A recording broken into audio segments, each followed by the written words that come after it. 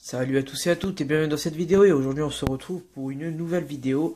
Donc dans cette vidéo je vais vous présenter 2-3 objets que j'ai trouvés tout simplement dans des packs d'écosystèmes. Donc si vous savez pas ce que c'est, tout simplement en fait dans les supermarchés ou quelque chose comme ça vous avez des bacs d'écosystèmes.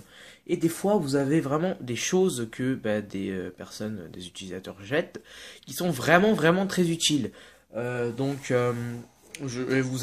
allez voir, vous allez voir tout de suite hein, les choses que j'ai récupérées.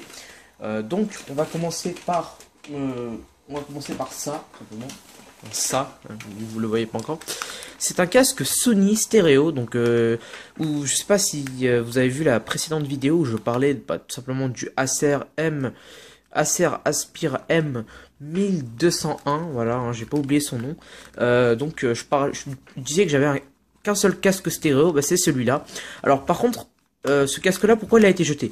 Déjà parce que les petits trucs en mousse, ça là, c'est moi qui les ai mis, hein, parce que de base il y avait un truc dégueulasse à la place, une sorte de vieille merde, vous savez, c'est les sortes de trucs en, c'est en fait c'est une sorte de laine en fait, où en bas il y a un petit peu de, comment on appelle ça? Je sais plus c'est quoi. C'est bon, je vais essayer de vous retrouver le casque, enfin le casque d'origine qui avait ça, et je vais essayer de vous montrer un peu l'état de ce qu'il y avait. Alors voilà de quoi je parlais. Je parlais de cette espèce de vieille merde là, vous voyez, c'est vraiment n'importe quoi. En gros, vous voyez que c'est totalement explosé à l'intérieur. Enfin, je veux dire, regardez ça quoi. C'est vraiment, l'état a l'air vraiment dégueulasse. En fait, ça, c'est le casque Post X que j'avais avant, qui a, vous voyez, un micro ici. Sauf que le micro, en fait, il s'est dessoudé, tout simplement, et c'est vraiment très compliqué d'en souder un nouveau. Faut fabriquer des petits fils et ça, bon bref, c'est totalement irrécupérable. Je pourrais le faire, mais c'est compliqué.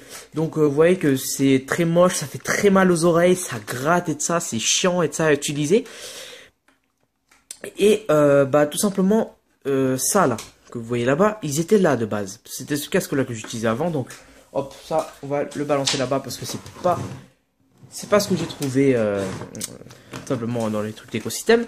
J'ai trouvé ce casque Sony et vous voyez que vraiment ce système de, vous voyez des fois dans les anciennes pubs Sony, vous avez un truc comme ça gris avec Sony, comme ça, vous voyez. Je trouve que c'est un peu merdique parce que vous voyez que c'est vraiment n'importe quoi. Ça vieillit vraiment très mal et c'est vraiment de la chiasse. Comme un casque que j'ai, c'est un casque Pioneer, qui a exactement le même système de trucs comme ça, sauf que là c'est pire parce que la peinture s'est barrée aussi. Donc le Pioneer est devenu tout noir et on a plein de marques. Enfin, c'est vraiment n'importe quoi, faut pas utiliser ce système là. Donc, voilà. Donc on va passer au second objet qui est tout simplement, vous allez voir ça, une manette Xbox One. Une manette Xbox One. Je pense que c'est la Xbox One One, tout simplement. Je pense qu'elle fonctionne avec les X, les Elite ou je sais pas quoi. Bref, une manette Xbox One en vraiment en très bon état. Vous voyez que la manette est vraiment excellente. Il y a même le cache-pile. Donc cette manette là s'est retrouvée dans le bac d'écosystème et je sais pas pourquoi. Tout a l'air fonctionnel, même le port casque, micro-casque a l'air vraiment intact, comme vous le voyez là. Alors, j'arrive pas à faire le focus. Voilà, vous voyez qu'il est dans un état vraiment correct. Même la prise mini USB fonctionne correctement, même si là, on a du mal à voir à cause du focus, mais que, ouais, vous pensez que c'est un peu sale et de ça, mais non, la prise micro USB fonctionne très bien. J'ai branché la manette. Alors, au début, ça clignotait ici, donc en fait, je voulais installer Pilote, ça fonctionnait pas. Donc j'ai un truc qui s'appelle SC Petal Kit, mais que n'a pas besoin vu que les manettes Xbox One normalement s'installent automatiquement dans l'ordinateur. Tout simplement ce que j'ai fait, c'est que j'ai maintenu le bouton et la manette s'est activée en fait parce qu'elle a un premier mode de rechargement. Il faut presser le bouton la première fois que vous connectez, quand vous n'avez pas le pilote dans l'ordinateur. Il faut presser le bouton et ensuite le pilote, la manette va envoyer le pilote, bref, dans l'ordinateur. Bref, vous connaissez comment ça fonctionne. Bon, je sais pas si ça marche comme ça, mais en tout cas, c'est comme ça que je pense que ça fonctionne. Et la manette, automatiquement, s'est installée et fonctionne vraiment très bien. Et c'est des manettes qui coûtent entre 50 et 60 euros dans le marché. Donc, vous voyez, en plus, édition Gold, c'est beau. Vous voyez que C'est vraiment excellent comme manette. Donc par contre le seul truc que j'ai pas testé c'est le mode sans fil. Donc j'ai essayé de mettre des piles. Le local à piles fonctionne très très bien aussi. Donc franchement c'est une manette presque. Enfin c'est une manette vraiment une occasion de très très bon état. Donc je comprends pas pourquoi cette manette a été jetée.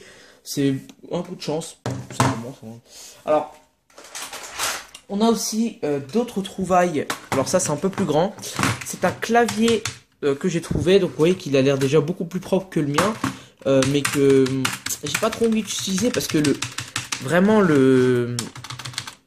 c'est pas le même délire en fait. Alors, le clavier Dell que j'ai il est vraiment très sale.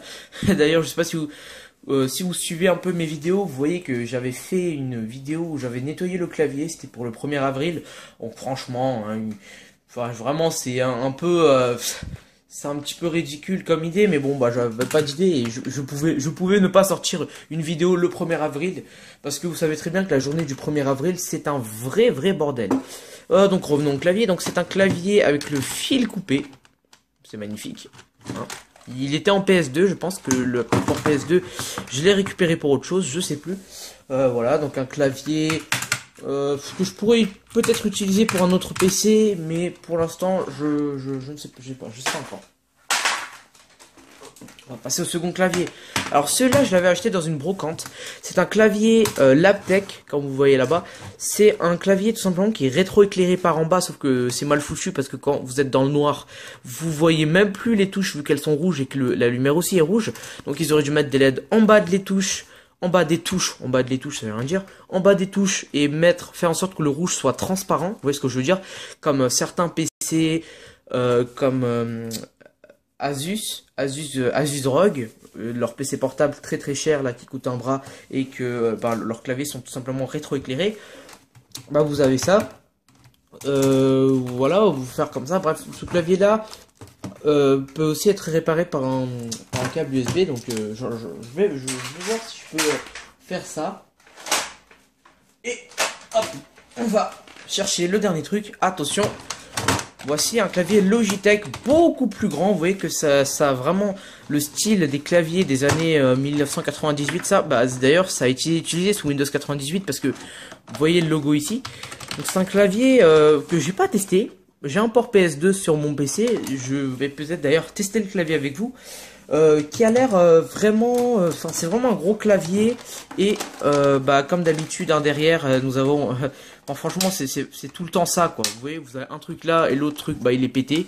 Tout simplement c'est voilà. Par contre il est un peu crade j'ai l'impression, mais il est beaucoup moins crade que mon clavier à moi que j'utilise depuis des années.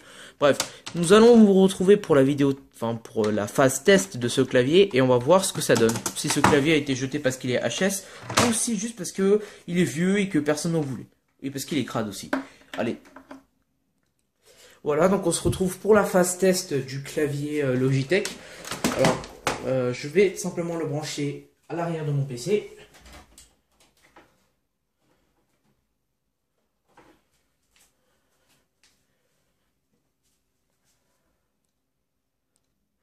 Bon alors truc génial qui s'est passé, j'ai sans faire exprès, enfin j'ai voulu tenir le PC par derrière pour brancher la prise PS2 et le PC je l'ai carrément éteint.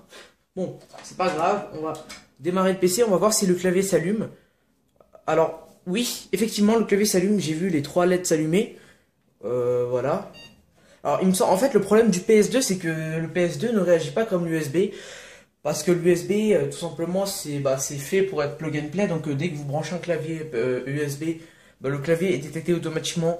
Pareil pour une souris, alors que la souris PS2, on a besoin d'un reboot du système pour que ça fonctionne. Alors, je sais pas si c'est le cas de tous les PS2. Hein, je dis peut-être une connerie, mais dans le cas précis, là, tout simplement, ça a été le cas parce que dès que j'ai branché le clavier PS2, tout simplement, ça n'a pas fonctionné.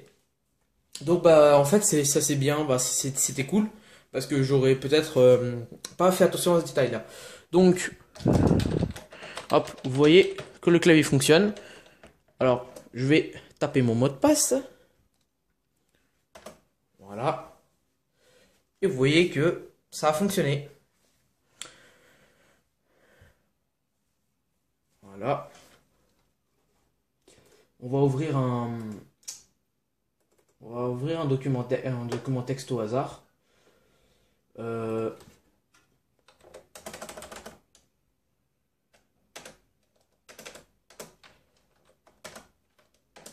Voilà, donc...